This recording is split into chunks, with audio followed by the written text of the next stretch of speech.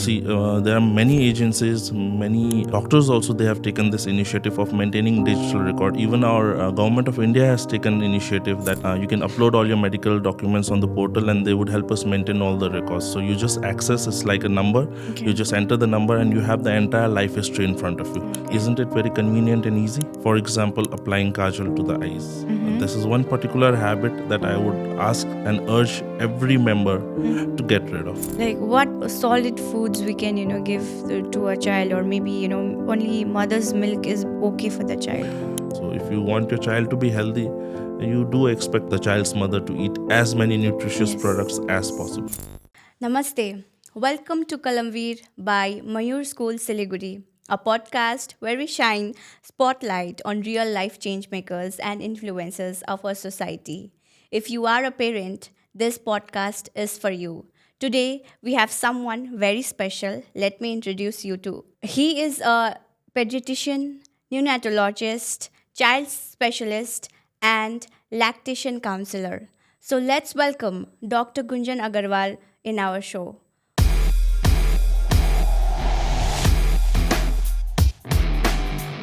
Welcome to the show, Doctor. Namaste. Thank you, Kritika, for having me on the show and my school for giving me this wonderful opportunity to interact with the parents. Thank you so much. We are very glad that you are here with us today. Before we start, the full conversation, I want to talk about the medical documentation, how it is overlooked and why it is important when it comes to any injuries or any disease to the children, like why medical documentation is important for teachers or maybe parents to consider. See, to start with, it gives us a good insight about all that is happening with the child's life. For be it parents, be it teachers, if you have a well documented record of everything that's been happening, illness, injuries, it's always good for the parents as well as the doctor to know. Maybe a 12-year child lands to you and has had a fall injury some 10 years back. We might just not mention it or forget to mention it. But it is really significant when it comes to treating or taking care of the child or even suggesting anything for be it growth, management, in any other factors you take into consideration. It is always helpful to have a proper record keeping of any event that occurs in a child's life. Okay, like you were meant to say, like if a child is born, like he's there. Any. We might think it is insignificant, but you never know the significance. You never know. Okay. See, there are many agencies, many doctors also, they have taken this initiative of maintaining digital record. Even our government of India has taken initiative that you can upload all your medical documents on the portal and they would help us maintain all the records. So you just access, it's like a number. You just enter the number and you have the entire life history in front of you. Isn't it very convenient and easy? Exactly. That is like Instead of this also helps us in other ways. You're not expected to carry loads of documents everywhere. You might not know where, when, how you will fall sick, but then all that data is important to us. So at just a click away, you have all access to all the records, and it's a very convenient thing to have. this is the era of digitalization. Everything is recorded, so why not the medical documentation? So you are a child specialist, a pediatrician, and every day you are there to watch a lot of children, like day after day, like your daily routine would be like faces, cute faces of your sad, sometimes sick maybe. What is the most beautiful part of your job? As you said, watching those smiling faces is the most beautiful part of my job, because when they come to us initially, none of them are smiling. Yes. And the taboo goes on. As soon as someone enters the chamber, cries after cries is all that you're gonna hear. Okay. So if you can treat them well, and you can have a smiling face back on, that is the most satisfying part of my job. Okay, that is like that sets your job to be awe moment. Maybe. I mean, we do want to achieve that, but Yes. it's not always possible to do that, but we try our best to get that. Okay. So like like parents, the newly made parents, like new parents, they are in a dilemma, or maybe they are overwhelmed with the suggestions of their friends, family, or maybe tips from the older ones. So like, what's the three best things or three best tips you want to give to the new parents? Kritika, I would like to ask you over here, what are the three things you would like to hear from me? Okay. Maybe you know pamper your child, or maybe help them have their food on time, or I don't know. Apart from the tips, how I would like to say over here is, first time parents are always very anxious, not just the mother, the father. It's a new thing for all of them. And then there are seniors in the house who have experienced that, and obviously nobody has the bad intention. Nobody wants that the child should face any problem. All suggestions are in good faith and for the well-being of the child. But mother is the best judge. Point number one, I always say to all my patients that you are the best judge at the end of the day. We have a very famous saying, Suno sabki, karo man ki. Yes. So you listen to all. You never know which suggestion can help you, but you have to judge and you have to see that which of the suggestions are actually useful for you and which is going to help your child. And this, even if you see as a whole, the animal kingdom, if you compare it to an animal kingdom, maternal instinct, there is nothing that can beat the maternal instinct. So go with your gut feeling always. And again, when it comes to first time parents, the most common problems that they face, those are the areas that we can share a tips with. That is the feeding method proper? Okay. Am I doing the right thing? There are multiple videos available online which you can go through. If you're not happy with that, always seek a professional help. Don't give up on your feeding. That is what I say. Even 3 months down the age, even if your child is about 3 months of age and you're still having doubts over your feeding, you can always seek help. Okay. It's never too late. Okay. Okay. Second thing, avoid market oriented products. Okay. I don't think a newborn baby needs all this commercial products that is available. Whatever judiciously you want to use, I'll not name any products. I'll not say this is good, this is bad. But then again, mother knows the best. Yes. And third thing, there are some conventional routines which are followed in every household. Okay. For example, applying kajal to the eyes. This is one particular habit that I would ask and urge every member to get rid of. Okay. I don't think, the entire community of pediatrics doesn't think that has any benefit. Okay. Okay. Applying kajal. Okay. Yeah, I mean, the so called theory is that eyes look big, but I don't think it works that way. Okay. And we have added health risks associated with this application. And it would be a huge initiative if people can start getting rid of this one tradition. Okay. Okay.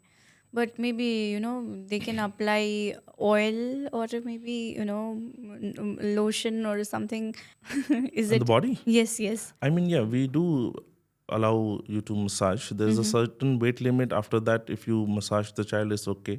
Light oiling is always permitted, but then the allowed oils are edible vegetable oils. Okay. Now, we'll not go into the Deeper, name yes, products and of name that, products. but that is allowed. Then you have to see the condition. Again, seek professional help before trying to do any such experiments. There is weight criteria, there is body build, if you have had any eventful perinatal period. So all these things are involved before a decision like that. And nowadays we don't have home deliveries like we used to back in the days. It's all institutional deliveries, and I'm sure the gynecologist and pediatrician is always present there to guide you through it. Yes, yes, yes. So it becomes a beautiful, memorable, and easy phase. But then there is no scope of overconfidence there. Yes. So, like, talking about parenting only, like, this newly, like, parents, like new parents, they always have the, when we see Instagram reels, or maybe, talk about any new parents, they always say that, sleep deprived, or maybe our child was crying the whole night, we couldn't sleep. So, what is the thing you want to, what is your take on this? You've asked a very, very, very important and beautiful question. This is a complaint which is, let's say, 100 out of 100 women have this complaint. Okay. No first time mother gets to relax in the way she thinks she wants to relax. Yes. Few reasons being, she's not used to this new lifestyle. It's a first time experience for her. She's used to taking that long night naps. She's not used to so much caring about another human being or another entity in the family, like she is asked to care now. And the support from the family is also very important in this case. Having said all this, nature has its own way, and it's always devise a beautiful mechanism. So you, anytime you ask a breastfeeding mother that how do you feel after you have just breastfed the child, she will always say, I feel very drained out, I don't have energy in the body, I have doubts, I feel a little depressed. But what is responsible for all this? It's the hormones in the body which is responsible. You're not expected to do anything after you have just breastfed your child. Your child with a full tummy will sleep comfortably immediately, and you are expected to sleep at the same time beside your child, cuddle and sleep. If not much, I expect you to take a nap of 10 to 20 minutes, which can easily be squeezed out. And that will, whenever you're tired, no, suddenly you notice you have a power nap and you get up with full energy. Okay. That is how you cope up with your Okay. sleep demands and energy demands. And then hydration is the most important aspect over there. You drink lots and lots of water, way beyond the normal limits. Okay. You're expected to drink around 3 liters of water during that phase. Okay. And regarding the night sleep, the same cycle goes on. Okay. So if you have a comfortable breastfeeding period, if your latching is proper, your technique is proper, and for maximum women, it's still a natural process, the latching. Some they do need help. So if you have a proper, you don't have to do much. You're lying in the bed. You just realize your child needs milk. Okay. You don't have to get up, do anything. You just bring your child closer to you, feed. You're also lying there. The child is also lying there. And you continue your sleep cycle. I don't think it will disrupt you much. Yes. And, like talking about food only, like what solid foods we can, give to a child, or maybe, only mother's milk is okay for the child. So what we practice now is exclusive breastfeeding for 6 months. Okay. Yes. That is exclusive means there is nothing else, no doubts in mind. Some people ask, can we give water? We have already mentioned exclusive. Breast milk already contains enough water. So how breast milk works? Initially, you will have a thinner flow. Okay. So that is for your thirst satisfaction. And then you have the fat-rich milk, which is for your hunger satisfaction. So nature has already done the maximum work. We just have to do the facilitation. Okay. So 6 months is that, and then the old terminology was weaning off. We don't wean off. We start complementary feeding. Okay. The difference is we don't stop the breast milk. Okay. We start adding meals slowly to along with the diet. So what happens? Till 6 months, 100% of the diet is milk. Milk. From 6 months to 1 year, about 50% is mother's milk, and the rest 50% is feeding. Okay. And from 1 year to 2 years, it changes to roughly about, let's say, 33% is mother's milk and 67% is food. So we have to concentrate slowly more on the food, and you can slowly introduce from liquids to porridge to semi-solid to solid over the 3 to 4 months duration. Okay, okay. And like what about mother's food? Like she has to intake a lot of food where while she's breastfeeding, or This was an old belief. The new belief or the new theory or whatever we are supposed to do is she's allowed to eat almost everything. okay. See, again, there is a scientific approach, there is a traditional approach. Traditional approach, we being in India, there are many norms, do's, don'ts, and there are traditional values which you have to upkeep. Otherwise, the family elders might feel that. So, if your family elder suggests you don't do something and it does not harm your regular activity, I don't see any harm in denying them or practicing, not yeah. following that. For example, some of them say that don't give much of pulses, but then they give too much of fat. So, don't give pulses is also a very crude way of doing it. Giving too much of fat is also a crude way of doing it. So, the Western world doesn't follow any of this. Yes, yes. So initially, maybe couple of weeks you're restricted, but then you have to slowly start eating everything, Okay. because that is where you will get your nutrition from. And Nutrition. not everything passes as it is through your milk. It is processed, it is well digested by the body, and only the nutrients are passed through the milk to the child. So if you want your child to be healthy, you do expect your mother, the child's mother, to eat as many nutritious Yes, products as yes, possible. yes, yes. And like mother and child's relationship is like very, emotional at the same time, and they are entangled with each other since, like, since the child is inside the mother's womb only, and she can sense every activity of her child. And like, can she also sense the crying, that variations which we call of the child? Interesting, very Yes. interesting question. Now, there is no actual theory to prove that most of these things happen. Maybe the cry she might not be able to sense, but there are many other emotions which she is able to sense. Okay. So, the maternal instincts we earlier spoke about, if you compare it in the animal kingdom, whenever any of the species is carrying a child or bearing a child, there all the senses are very heightened. The sense of smell, the sense of hearing, vision, it is their natural protection against the wild. We humans don't have to go through such tedious work, that we are not prone to such risk every time, but then the nature has its own course. So mother goes through the same thing. Okay. So that is why during the first trimester they have this hyper emesis or emesis. Okay. So they keep on vomiting. They don't like the smell of food. That is because of their heightened senses. Okay. Anything which is not normal for them, they'll react to it. Okay. And same thing, they can obviously feel what is happening inside their stomach. Once the baby starts moving, they feel that. The baby is rotating around, they feel that. If the child is sleeping comfortable, they are also comfortable. But I don't think they can sense the cry, and the baby can do the smell part. So, like, are there any, objectives, or are there any kinds where a child cry in particular way? Like, can we identify them? Are you talking about the baby language? Yes, yes, yes. I mean, obviously, it's a human child. The child will know how to communicate eventually. Okay. And recent theories and recent researchers have shown that there are particular ways in which the baby expresses itself. I would not say communicate, but the matter of expression is a particular one. So, if we follow the research, so there are basically 5 identifiable sounds right now.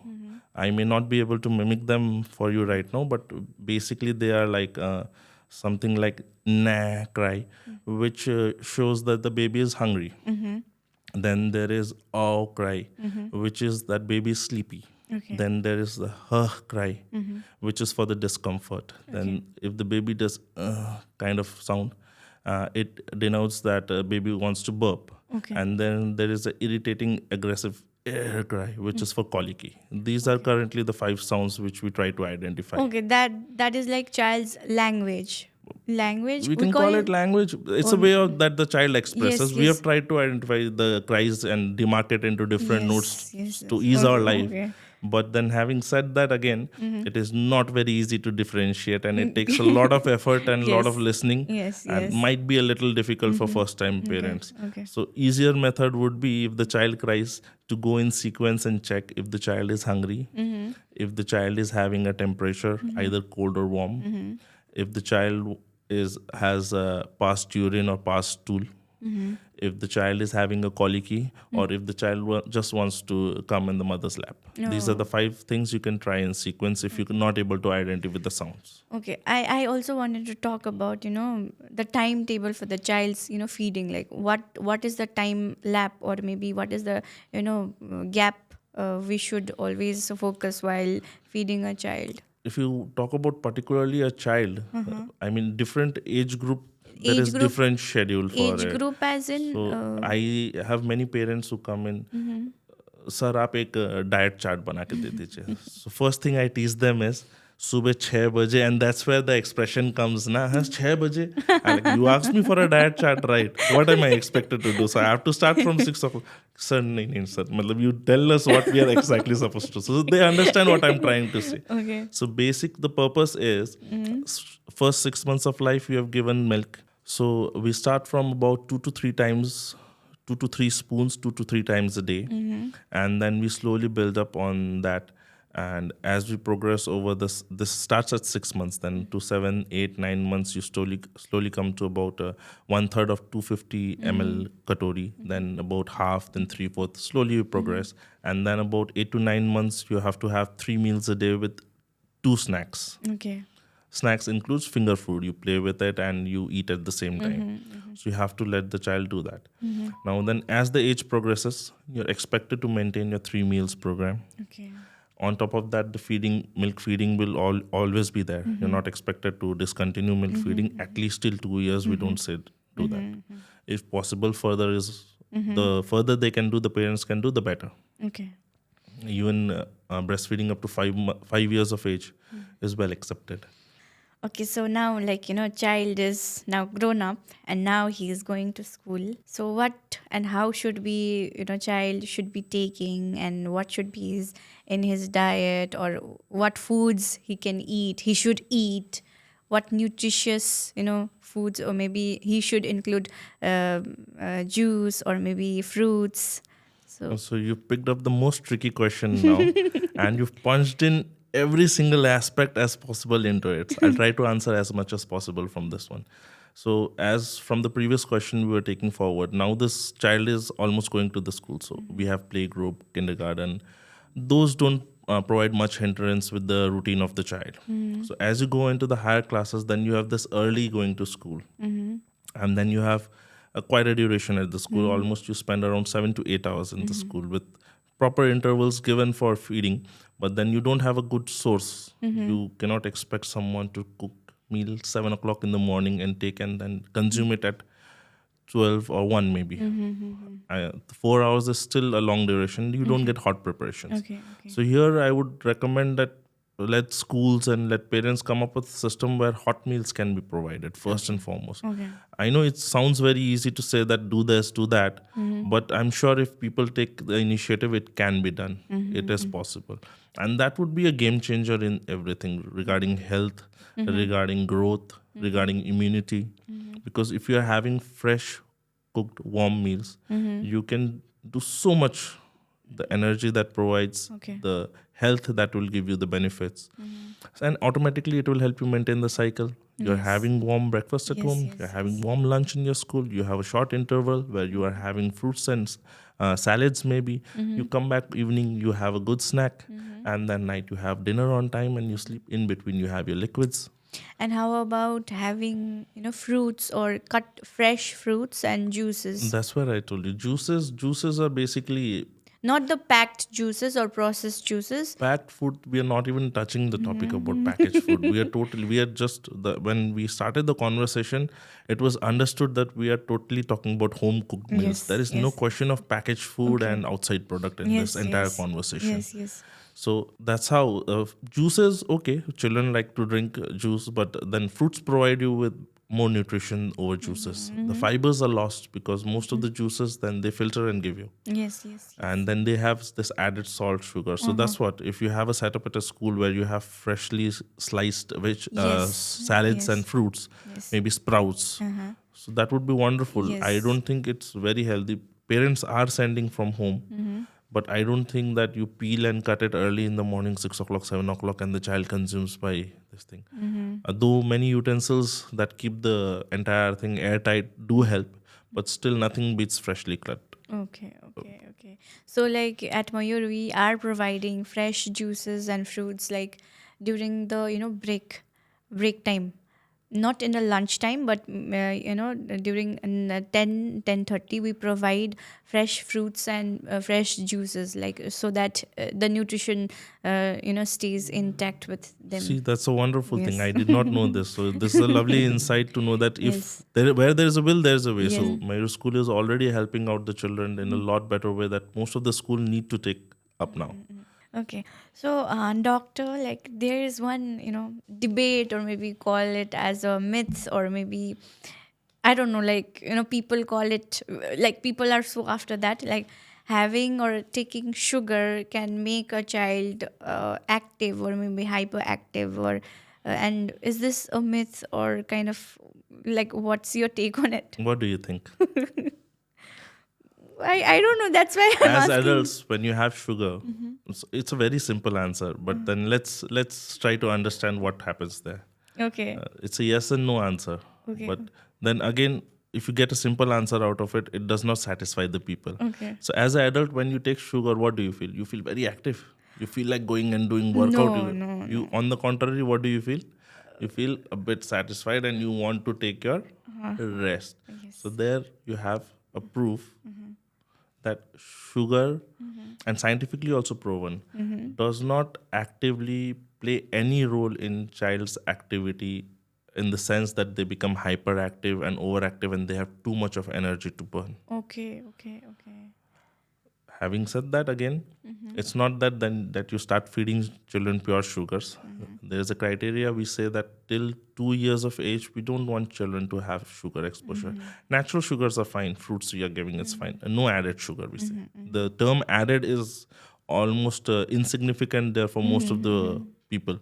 They don't pay attention to it. But then it is always no added salt till 1 year, no added sugar till 2 years. Okay, okay, okay. So also there is one myth, no, like, having milk will make child taller, or, there is an ad complaint for the complaint people, having complaint with milk will obviously make you taller. No, it's very true. It's very true, and maybe it might help some people Okay. uh, in the way that, supposing you are having a headache, and I provide you with a pill saying that this is the only thing that's going to cure your headache, and then you suddenly find that your headache is cured, and Okay. 2 days later I tell you that I gave you a candy. Okay. You're getting the Okay. point where Okay. we're going to. Okay. So Okay. without naming anyone, without doing anything, this is the best way to explain the theory. Milk, definitely it plays a major part of life, but I would not like to say same about animal milk product. Okay. It's mother's milk. For initial 2 years, it has a lot. A lot. I would say it is the most important thing. For 6 months, that is your entire nutrition. Everything is through that. Later part in life, you well balance your life with food. I would not say don't take milk at all. But have you ever noticed in the animal kingdom, after a certain period of life, none of the kingdom consumes milk. Okay. When they are small, they consume. After that, they go into food and then they are no longer dependent on their mom for milk. Yes. It's Yes. only as humans that we think that it's okay to consume milk till 80. So there are researchers going on till the papers are out. But this is my personal belief that it's okay to consume a little, but you are not totally dependent on that. Is not the only source of your nutrition. Okay. Body needs nutrition to grow. Okay. From where you get it, it's up to you. Okay. You might have heard a common thing amongst some of the parents saying that my child often starts scraping the walls and consuming the paint, Yes. or Yes. Yes. any mud Yes. particles Yes. they Yes. take, or Yes. chalk they eat. Chalk. Yes. So what do you think it is? Body knows it's craving for calcium and iron, and that Okay. is the thing they are doing. Okay. Okay. Okay. So body knows this Yes. requirement and Yes. it will try to search for the nutrient. Yesterday only, one of my colleague, she was mentioning that, well, when she was very young, she used to, scratch the thing, the wall, and used to eat it. And her mother, scolded her, like, for why are you, having having the wall. So now you're more equipped to deal with such cases. No, now next time you will be able to guide the people, saying Yes. that no, scolding will not help. She's definitely deficient in some nutrition. Yes. It's Yes. better Yes. to seek professional help. Yes. Yes. And a good part now, good part, not good ones. The thing good about now is we don't have lead-based paint anymore. Earlier, we used to have lead-based paint at home, and it had led to serious health issues. Okay. Okay. So this that's why there's more focus on this part of the thing, that if you're eating anything from outside, some just dismiss it. It's a small kid, they will do. They're just having mouthing is a common phenomenon. Okay. But no, you have to pay attention to the small Okay. details. Okay. Okay. So let's move into the junk foods, as junk foods are not part of this conversation, but I would still, want to, This has to talk. be the hot topic. Yes, a hot topic, because this junk food, that food, the packaged, and this chips, that chips, a lot of chips are coming like packaged. So, and they say healthy, nutritious. So, There what? is a lot of hesitation in your voice asking me the question. I don't think I have to answer that as a professional. As a general public, a Yes, yes, concerned public, we'll answer the same thing, that yes, it's a yes, big no to junk yes, food and yes, packaged food. yes, yes. But then, if something is kept on a shelf right in front of you, and the small kids demand that, you cannot just blankly say no to them. Yes, There has to be a balance. There has to be cheat days. If a child is really eating home cooked meal and having everything healthy, and sometimes the child desires something from outside, I would still say avoid packaged food, but you can give them cooked meals, okay, cooked junk food okay, cooked. over packaged ones. Okay, okay. Okay, maybe pizza or burger, or maybe fries. Let's not name a few and say no. I don't want to hear next time that no. We heard a podcast where Dr. Gunjan had mentioned that it's okay to give burger or pizza. I don't want something like that happening in the No, market. no, no. I am not telling. I am not. You are not telling. I am telling, and I am not suggesting anyone to have. I am suggesting for myself if I want to have. Like, I also refrain myself from eating, junk foods or packet foods. So like it's like maybe it's like okay to See, have. you'll have to figure out alternatives to all this. There are alternatives to everything. Pizza, we say, is not a junk food Okay. if you know the right way to prepare Okay. it. It's the preparation. Burger, it might not be a junk food. You see the contents of the burger, you see the contents of the pizza. It's a matter of fact how you prepare it. Okay. Okay. So if you prepare it well for your kid and give, they can enjoy it once in a while. Yes, and even I can see like I'm very Instagram freak person, and I see a lot of influencers preparing pizza, and influencers as in influencers, mom influencers preparing pizza for their child at home only, and telling them that outside food is not good for a child. So I feel like good, and like parents or should also practice these activities with the child. Two things I would like to say over there. Yes, sir. First thing, I'm not a very pro Instagram or Yes, social yes, media yes. person. Okay. So whatever I see there, most of them are there for their own benefit, not the Yes, public yes, benefit. yes, yes, yes, yes. They have ulterior motives. Yes, some give good advices during that. Second thing, if you want to do something and learn about something, learn it from a person whose totally lifestyle or whose professionalism is dependent on that, Okay. rather than picking it from bits and pieces from here and there.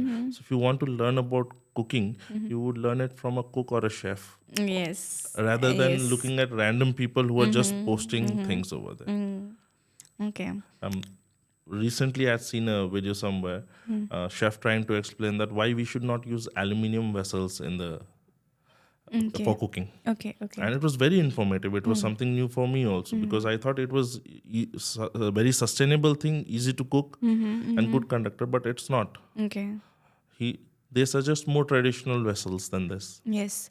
The copper ones. Copper ones, iron cast was also fine. Okay. In fact, for iron deficiency people, having cooked meals in iron utensils is very good. Okay. It meets a part of, not complete, but part of their demand. That is like, when. There are n number of myths. If we start busting them one by one, no, the time duration will not be very favorable for Okay. us. But as we come across during our conversation, we would try to pinpoint few of them. Yes. So, like when we talk about myths and when we talk about fun facts, I would like to point one fun fact. Like we have 300 bones in a newborn baby, and when we talk about a grown-up ones, we have 206. What happens to rest of the bones? This is not a fun fact. This is a funny fact. Funny fact. So what do you think? They disappear. I also wanted to so believe that the bones disappear from the body. I don't know. So yes, actually they are not 300 bones. They are part of the same bone which fuse together to form the adult skeletal Okay, system. okay. So the bones don't disappear anywhere. They don't dissolve or something like that. They just fuse with each other and then they form the adult skeletal system. Okay. So, like, talking about, child, they seem very active than that of adults. Why is that so? Like, why as an adult, why we are not that active as much as the child is? When we, like, I have also, many children at like neighbors, so I can see them running here and there. And when it comes to me, Where did you do your research? I mean, these are like छान छान के जो है ना चुन चुन के आपने क्वेश्चंस ढूंढ रखे हैं जैसे कि so this is a very very good question and very interesting one. Why does our life suddenly change like this? We are to blame for it, no one else. yes, First, the system. I'm not blaming anyone, but the system means the 9 to 8 job, 9 to 5 job, sorry. yes. So it keeps us stuck to one place. Where do we find the time to do the activity, first of all? We eventually get lost in the studies. Till after that, then the job or work. We have to earn our living. So we don't actively find time for doing all this. We need to actively find time to keep ourselves active. So first active is finding time, then you will be active. Second thing, our eating habits, lifestyle. Okay. Junk food, these ready to eat food, they're not healthy for us. They eventually they take a toll. We say no, boon boon se gada barta hai. So this is what happens. So, doctor, these days, when we talk to parents, they say like skipping breakfast, may make their child lose their weight if they are overweighted, or some also say that breakfast is the most vital meal of the day. What is your take on it? Like, breakfast is it necessary, or we shouldn't skip breakfast, or it's okay to skip breakfast? No, definitely, breakfast is the most important meal of the day. Irrespective of the outcomes, whether you lose weight, this that is totally depending on the nutritive value of the breakfast. Okay. But breakfast is should be the most balanced meal of your day, and there is no reason for you to skip your breakfast. Okay. If you're not able to eat much, eat a smaller quantity and go. There might be circumstances. Every day is not same. Every time you are not in the same mood. Every time your health is not the same. Every time you don't want to eat the same thing. There are n number of factors, but skipping it is no way justified. Okay. So, we were talking about the activities, like hyperactive when, child are very active, and we as an adult, we are very, less active compared to the child. But these days, now, while we see the children, they are having more screen time and less, outdoor activities. So how should we as a parent, or maybe as teachers, help our child, reduce the screen time? Because every now and then, and each and every child, they are like, eating with the phone, sleeping with the phone, and studying with the phone. So, See, Kritika, over here, first you have to know what is the right thing to do. See, you cannot ask a child to be left aloof from the technology. yes. Dine parne ho. Uh-huh. The entire generation is based on this technological advancement. So, to know the right thing, we doctors say that no screen time till 2 years. Okay. So, what happens is no means no. अब इसमें some people will say, उता अब your grandparents are somewhere else and the child wants to talk to the grandparents. And a doctor said no screen time. Now that is not rationality. Okay. Grandparents are there, video conference for about a minute. That will make the child happy, the grandparents happy.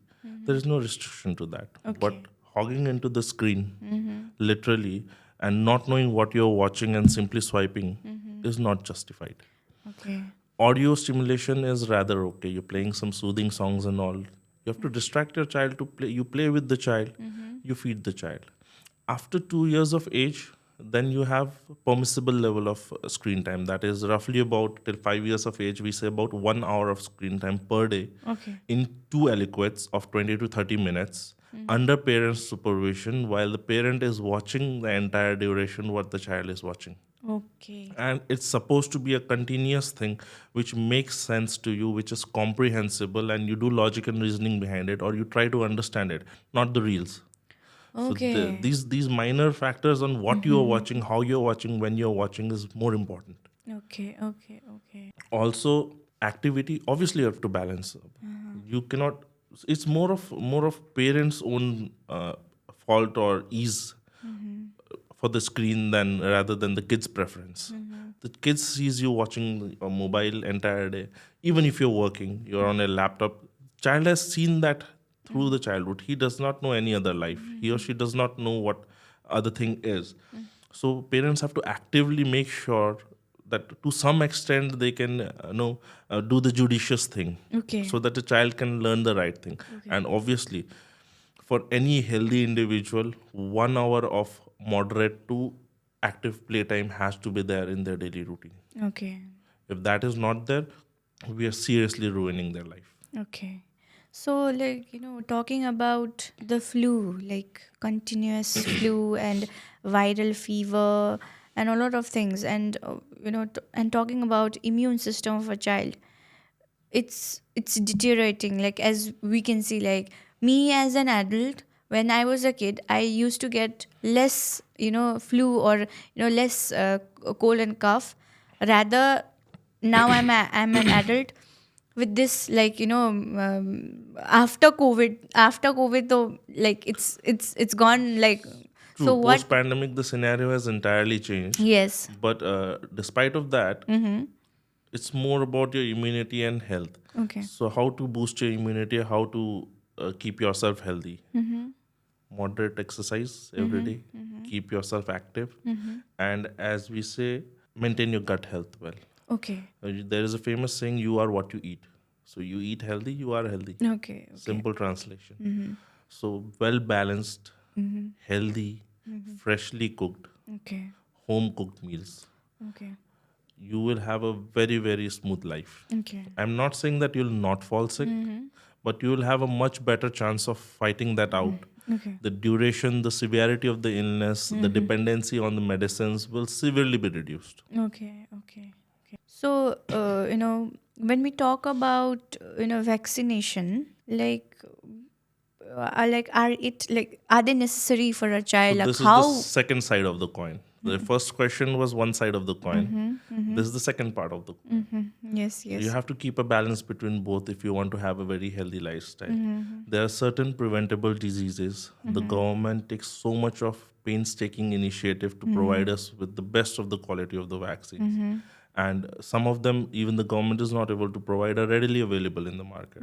So parents need to be more vigilant, and even the pediatricians need to take out more time to educate them about the available vaccines. To Okay. name a few which are available in the market but the government is not able to currently provide, is flu vaccine, which Okay. was a major concern for you, Okay. Okay. which is provided annually irrespective of, it's not just for the kids, anybody can get that. Okay. Okay. There is also typhoid vaccine available, hepatitis A is available, then you have the chickenpox vaccine, you have the meningococcal vaccine. Okay. So I don't think vaccines. COVID has taught us one thing: Yes. vaccines are not there to do harm. They are Yes. there to do Yes. some Yes. good. Yes. Yes. So if you can, by giving one or two shots, if you can prevent certain diseases, life-threatening diseases, Okay. I don't think any parent would say no to it. Okay. It's about how you have told them about it. Okay. And also, there is a major cost factor behind it. I would not say that it is very cost friendly to everyone, but those who can afford, at least they should not skip it. Okay. Okay. That is, a concern. Like, that is concern of every parents, and as an adult, it is my concern too. But, like, also, like, are there any side effects of these vaccines? Should we, also consider the side effects, or, take any? Most of these vaccines, before they reach us, go through a painstaking process of tests, trials. the experiments, Okay. and then they reach us. Okay. Now, if you have a rare incident that someone has got a fever, or not, let's not say fever, somebody has developed an allergic reaction to it, maybe about 1 in 1 crore. So we will not call it a failure. Okay.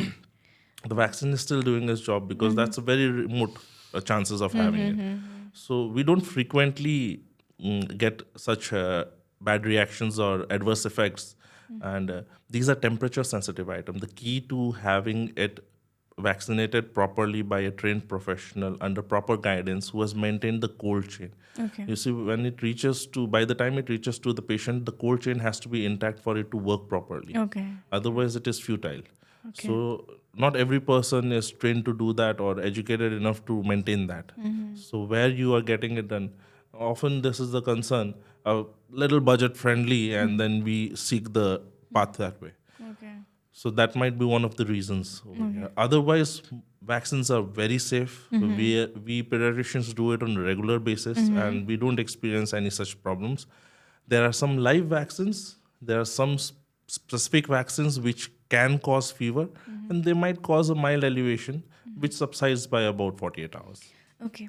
So, like, talking about the gut health of a child, like, as a parents and as a teachers, like, what should we tell them to do and what not for their gut health? Most of our previous talks have already covered this, that what to do. Eat freshly cooked Yes, meals. yes, yes. Try to time your intervals well. And then one item that I would urge every parent to add to their children's life is try to give curd every day. Okay. So Okay. it's one of the best form of milk that you can give to your kid rather than the whole milk you give. Okay. And it really helps your gut maintain the microbiota. It helps with the digestion, everything. So that would be a very good take home message today. So we are, coming to end of our conversation. Before ending, I want you to, give one your, biggest or maybe, the most valued advice of yours. What advice would you like to give to our parents or maybe teachers, to our children, or maybe the viewers, whoever is watching this podcast? So one thing that I could suggest over here that everyone can keep in mind, we keep on saying maintain hygiene, maintain hygiene, maintain hygiene, wash your hands. So that is the most important factor for maintaining health. One of the most important factors, that hand hygiene is to be maintained. So everybody says it. Nobody has ever told how or taken any steps to demonstrate how. So there are few simple steps, like you keep your both the palms together, rub it, Yes. maybe count about 1, 2, 3, 4, 5, then one against another in between the fingers, 1, 2, 3, 4, 5. Repeats the same on the other side, 1, 2, 3, 4, 5. Yes. Then you take both the fingers, clutch it, and then 1, 2, 3, 4, 5 again. Now the thumb, Okay. 1, 2, 3, 4, 5 again, 1, 2, 3, 4, 5, and the rest, Okay. and then you rinse it nicely. Oh, okay, okay. So what schools can do is take a picture of it or a printout of it, and near the hand washing area they can stick it. Yes. The parents can do the same at home, and the child automatically learns the habit. Maybe they do it about 10 times and they learn it. It becomes so simple, it becomes part of their natural routine every day. Yes. So, the conversations are very insightful. I hope the parents and maybe teachers, whoever is watching this, they had, noted down, or they had a lot of takeaways. So, having your tight schedule, you are here with us, and doctors play the crucial part in our society, not just for the life but also for our development. And we are very grateful that you are here with us. I can see that you are having a lot of phone calls. I guess you have a surgery today also. I have a delivery to attend today. Okay, yes. So thank you so much, and best wishes for your future endeavors, and we are very grateful for your presence today. Thank you so much, Kritika, and thank you once again, my school, for having me over here. And I'd be happy if I have been able to maybe share a few good points and take home messages today to our valued viewers. Thank you. Thank you so much.